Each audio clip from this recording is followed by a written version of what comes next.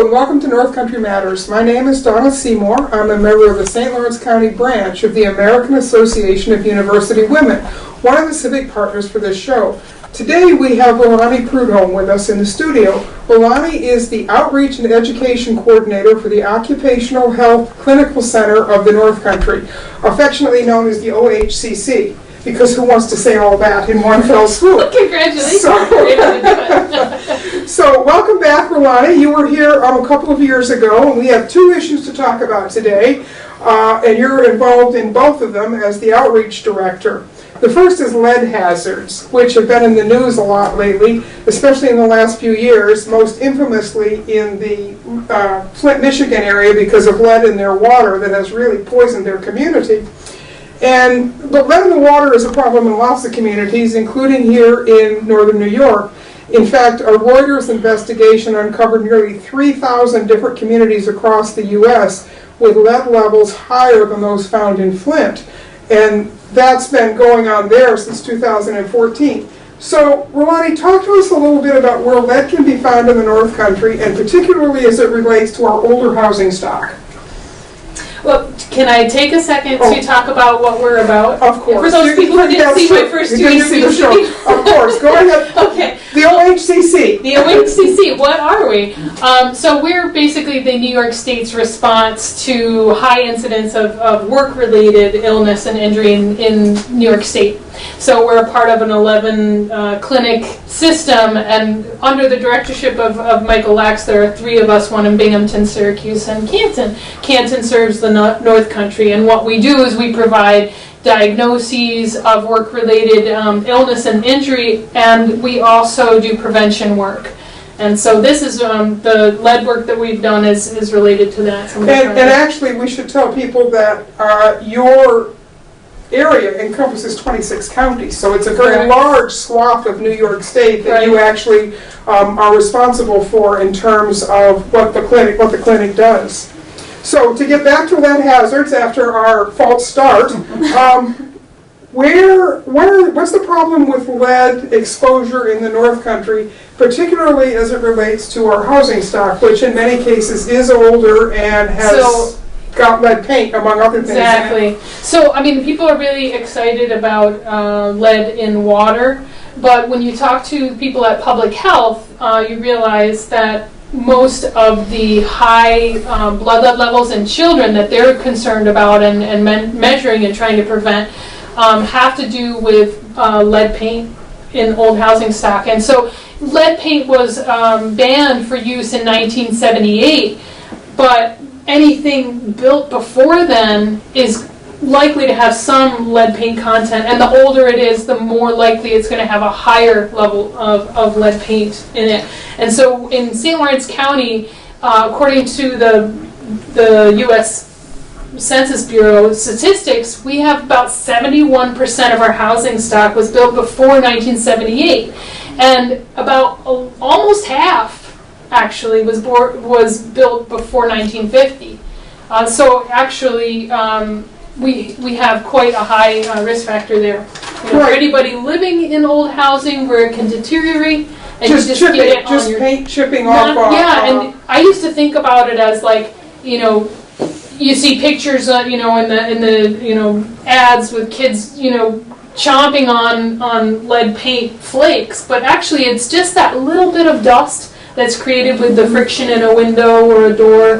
Those are the places where those friction areas creates a little bit of dust, and that tiny, tiny amounts can really cause a lot of health problems, especially for children. But exactly, my house was built before 1835, so it was at one time full of that. We have since replaced a lot of the woodwork, but when we were doing the work, it was very easy to see where there were 4 or 5 layers of paint. Each one was a different color. So, taking that paint out and rehabbing old houses is really something that you have to be concerned about, not only for the family living there, but for the construction crew that comes in if they're doing the work from outside.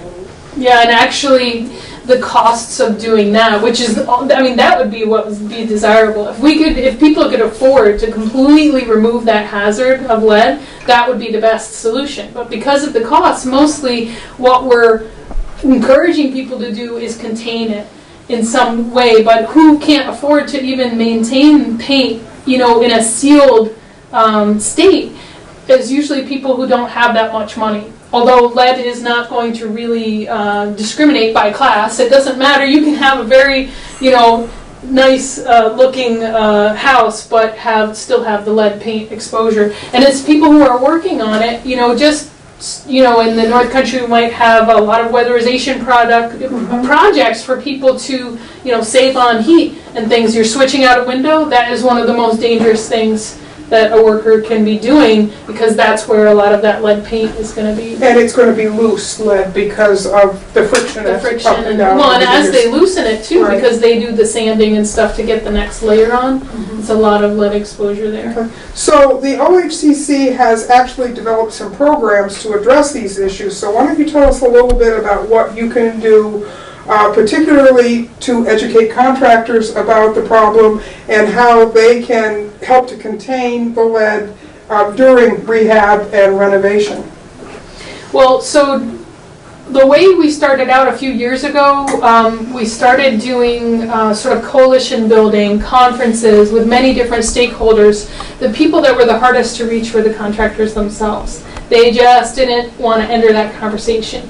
So the way we most recently this fall, started getting contractors, landlord, property owners, even do-it-yourselfers involved, was to bring them into we got funding through the New York State Homes and Community Renewal and through the Public Health Advocacy Institute to put on trainings that are mandated by the EPA and the HUD. These trainings are like a lead contractor certification. It's an 8-hour training, and we provided 2 of them this last fall, in December actually, and on their off season. And we were able to train about 30 people, and then we followed it up with, we were able to insert into the mandated trainings some of our more updated health information that's not mandated for the workers to know and protect themselves. And then we followed that up with a free clinic as well, where they could come in and get their blood levels tested, get counseling on that, and recommendations, and also their respirator fit testing, so that they would know exactly what size that they should be wearing, and also how to use it properly. And that's really a big part of what you do at the clinic, isn't it? Is the education side of it, to prevent injury and exposure so that they don't have to come back in, because lead is one of those things that's very hard to get rid of once it's in the body, isn't it? It is. It does stay on for years and years. It settles into your bones eventually, but it targets all organs, especially kidneys, brain, nervous, system, and your reproductive system. So, people usually think about children and how lead immediately hits child development in terms of their IQ and their ability to problem solve, their ability to behave and be still, attend. So it causes ADHD and behavioral issues. It has so many repercussions that way, and we've heard a lot more about that, but we don't really hear about what it does to adults. Right. And so it really can cause adults who may be at risk without realizing it. Right, and very little levels, because you as a worker, a contractor, is allowed to be exposed to quite a bit of lead under the OSHA standards. But according to the most recent science, very little lead is really safe. Actually, there's no safe level, but we recommend that workers really do something, change something about their work to reduce their exposure to lead if they have it over 5 micrograms per deciliter, which is way below the OSHA level of concern is about 40. Right, and lead is actually now considered a carcinogen as well, on top of everything else. So there's even more reason to be concerned about it in terms of its long-range effects on the body, and you can be exposed to something and then years later develop a health risk as a result of that exposure, can't you? There are a few other things I want to mention just for anybody who might be actually experiencing these symptoms and may not realize it could be due to lead, and to encourage more prevention, is hearing loss, migraines, problems with concentration, reproductive disorders. So carcinogen, yes, but also can affect the next generation. It can cause miscarriage, impotence, and it can cause, problems with your in utero development of your child. So very serious stuff. And high blood pressure is another one. So if you've got high blood pressure and you're exposed to this stuff, then that's something to look at. So something to think about as an environmental cause rather than perhaps a lifestyle cause or another sort of reason. The good news is that here in New York State we are at least testing water for lead in water. All of the school systems in the state have been tested, and so we know where the problem areas are. Some schools have actually turned off water fountains or rerouted water systems in order to make sure that the water that's available for students in the school is safe. There's a $1.5 million state program to test for lead in drinking water that's now available across the state, including here in St. Lawrence County. So you can get your water tested at no cost, and that's not just for municipal systems, but it's also if you're on a well. For some reason your well has been contaminated, you might not know it, but you can get some testing. One thing that I wanted to mention, particularly as it relates to the OHCC, a lot of news lately about President Trump's proposed budget cuts, and one of them would be in the area of worker safety. And so some of the programs that probably help to identify problems with workers, those could be actually funding cuts. So that would have a direct effect on your organization. And a lot of it has to do with state-based trainings and OSHA training grants and things like that. I'm sure you depend on that source of funding for some of your work. For state-based, yes, that is generally where we're going to get our funding. We have a grant through the Department of Health. Right now, we've had a special projects we've been running this spring that we'll be talking about one of them later, through the Department of Labor, New York State. And so, yes, if it does get to that level of impacting state, then yeah, it could affect us, and we'll have to think pretty creatively about how to move forward and how to leverage. Anything that affects OSHA enforcement will also impact, how people can actually utilize OSHA and OSHA standards and enforcement to get a helpful and safe workplace. So what we're going to talk about next is, and this is actually why you were in the studio 2 years ago. Worker Memorial Day is coming up, and 2 years ago you developed a theater project to illustrate some of the hazards that workers might be exposed to. Just as a quick reminder, Workers' Memorial Day is observed every year on April 28th. It's a day to honor those workers who have either died on the job or gotten sick or been injured because of their work. And so, we have an opportunity with it coming up at the end of April as an education. And in this case, there'll also be a bit of entertainment, won't there, with your new production. So let's talk about this year's theater project and what's unique about this year. Well, I am proud to be the producer of, once again, another Workers' Memorial Day theater project. This one is called Working in the North Country. It's an original musical being commissioned through this Department of Labor grant through the Governor's Task Force for Exploited Workers.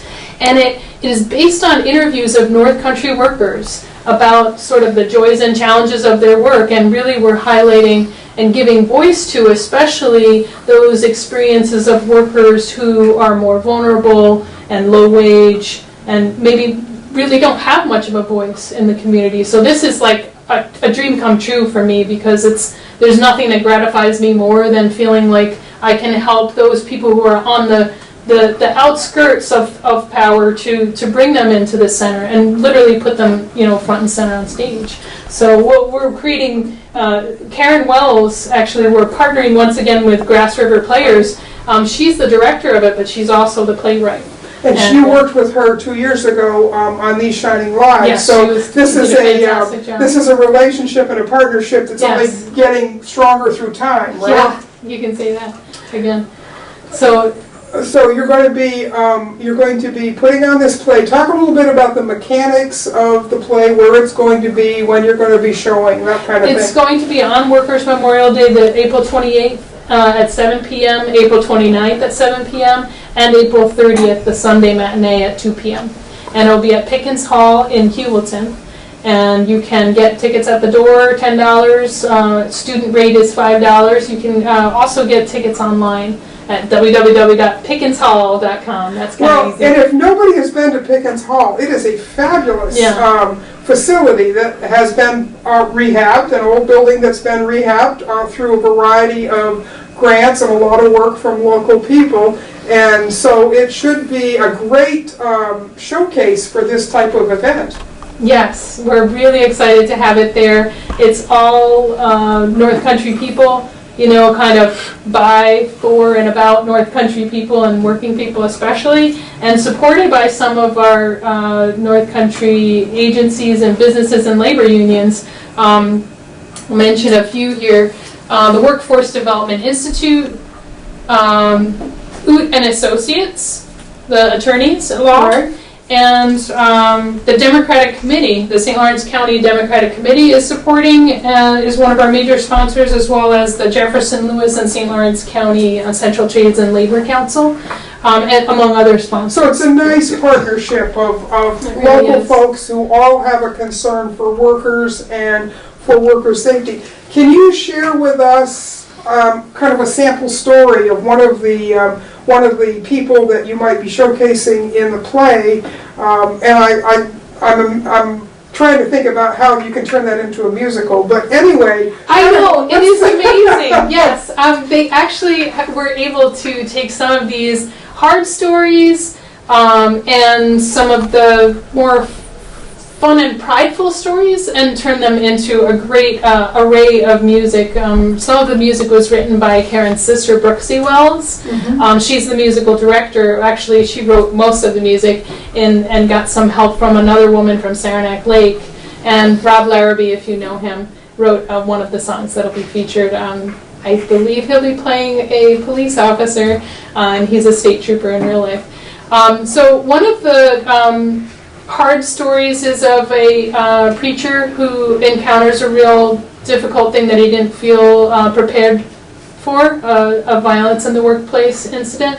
Another violence in the workplace story has to do with somebody being harassed and bullied. And then, so these are very timely and topical stories. These are your last play was about something that had happened at the turn of the last century, so this is very much a 21st century set of stories. Really is. It's based on people here and now that we talk to, mm-hmm. and and any research that we could gather as well. So I know what you did 2 years ago, there was an education component to that. You had produced a booklet, and there was a lot of information in that booklet about the work that you do and some of the resources.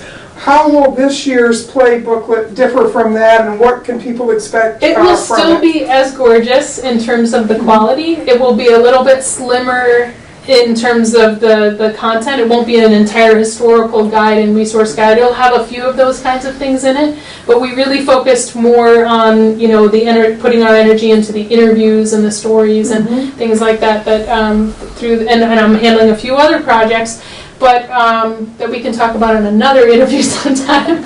But the North Country Public Radio at the event will be putting together, they're our media sponsor, mm-hmm. but as well they'll be putting together, that they're running concurrently a project on work in the North Country. Theirs is more historical and looks at people submitting photographs of work in the North Country across the ages, and so they will be putting together an exhibit at Pickens Hall for people to see during the intermission with stories about, I just saw, and we'll have some things about Workers' Memorial Day. I just saw one of the pictures that someone had submitted to them of several women who were working down in the aluminum plant in Messina during World War II, when their husbands and fathers and men were off in doing war duty.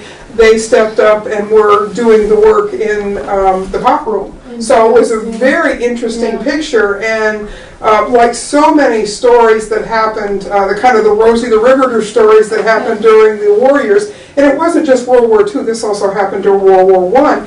As soon as the men came home, the women were booted out of those high-paying, dangerous jobs, and which they were able to do very, very well during the crisis years of the war, but all of a sudden, they had to leave those jobs and go back to whatever it was they were doing before. So that will be very interesting to see some of the pictures that have been gathered through that project for North Country Public Radio. That's fortunate that the timing works for both events. Yes, and we'll also be putting up a display that's sort of a map of the North Country, but with photographs of workers who were killed on the job, actually, in recent time. So that'll give a sense that this is not, something that has gone away. And, the number of people who actually die on the job, the fatalities, during actual work, is only 1/10 of the number of people who die from disease caused by work. Right, and that's, of course, exactly what the clinic works on, is people who have been injured on the job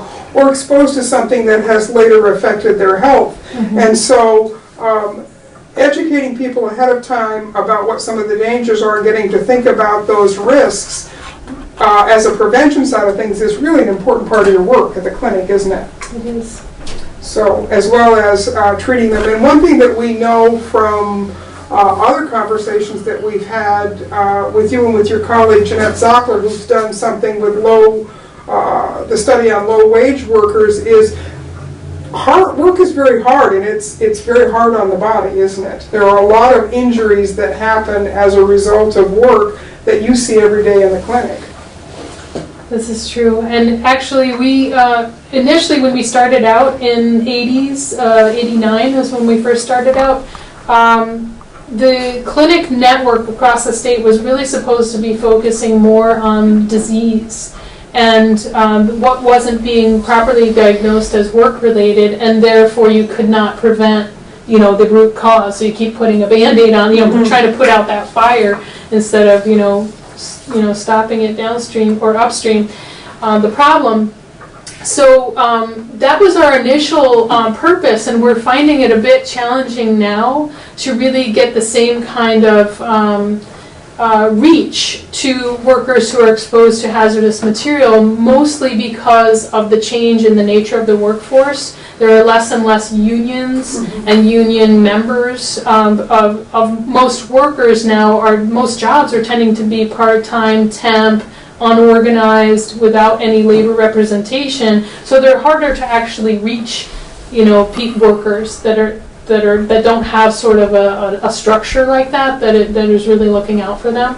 So it's been more difficult for us to be really treating giving differential diagnosis on disease, and we've ended up taking on more injuries, which there are many, musculoskeletal and other kinds of injuries that people suffer on the job. And one of the things that people don't realize is that although unions have really lost a lot of members over the last few years, New York State is still the most unionized state in the country. And the education that unions provide to their members about these kinds of issues and other issues have always gone a long way towards making workplaces more safe, haven't they? Absolutely. And we've come a long way, and there's still a long way to go. And it's getting tougher and tougher with the way things are going. The changing nature of work. Yeah. Right. So there's a $10 charge to attend the play. Some of that, I'm sure, is going just to cover the costs of the production and all the rest of it. But some of it's also a fundraiser, right, for the work you're doing? Actually, no. None of it is? None of it is. Okay. As the producer, what I'm trying to do is raise enough money that grass river players will not have to dip into any of their budget. And basically, they're helping me to do my job, because who really wants to talk about this stuff? Or sing songs about it. Or sing songs about it. I have to, as an outreach and education coordinator, think of creative ways of reaching people who wouldn't otherwise be drawn to talk about work-related health issues. I kind of have to find a captive audience in some way. Right. And this is a creative way to do that. I want to hold up the poster, Relani, because that poster is it's such a great showcase for the kinds of things that North Country workers do, and it's colorful and it's bright, and it makes you want to go to the play just when you see that poster. So it's a great visual about what I assume each one of those represents maybe one of the stories in the play. Correct. Yes. We did interview, for example, over here, you might not recognize this, is something used in dairy farming. Oh yes, okay. The milking machine. The milking machine, and up here you have the black fly diva. She's the black fly control coordinator, and that is one of the sprayers that they use. You have a conductor, a driver, healthcare person, food server. This is actually for manufacturing and assembly. And this is a cell tower worker, and you've got the preacher and a hairdresser and a conductor here. So, in fact, it's interesting, the hairdresser, you had mentioned before that some of this is coming out of the exploited workers work that is being done by New York State. And that actually, the nail salons in New York City were the impetus for a lot of this kind of looking into the exposures, wasn't it, a few years ago? And we actually got some good legislation that came out of that New York State and I think California both have now, but addressing some of the environmental risks to those folks who were doing that kind of work just from the chemicals they were exposed to. Absolutely, and those workers tend to be immigrants. Right, so again, no one to speak for them. So exactly, and in our region there are some nail salons but tend to not have quite as many immigrants involved in the North Country, but as far as our dairy farming, we know that a very high percentage of dairy farm workers are immigrant workers. We depend on them really heavily, so they're another set of workers that they don't tend to speak the language or have much education even in their home countries of origin, and they're kind of isolated and really face some special challenges in their work and ensuring their workplace health and safety. They don't know the workers' comp system or that it exists, and and they don't have much exposure to the healthcare system. Very dangerous work, and even to travel now is a big risk if they don't have their papers in order. That's true, and that is, all these things are changing kind of on the fly right now, and we're in a time of flux and change about that. So, well, Relani, thank you so much. Just one quick reminder, give us the dates again for the play. April 28th and 29th at 7 p.m. and April 30th at 2 p.m. And that's at Pickens Hall in Hubleton. So you've seen the poster, and that should inspire you to come out and learn a little bit more and hear some North Country stories and some North Country songs. So thank you very much for coming in today. Not to be missed. No, not to be missed at all. So these conversations are a production of North Country Matters, which is filmed here in the Potsdam Public Library's Fred W. Cleveland Computer Center. The show is a civic collaboration between the St. Lawrence County branch of the American Association of University Women, St. Lawrence County branch of the League of Women Voters, and the Potsdam Public Library. Until next time, remember, our North Country matters. Thank you so much.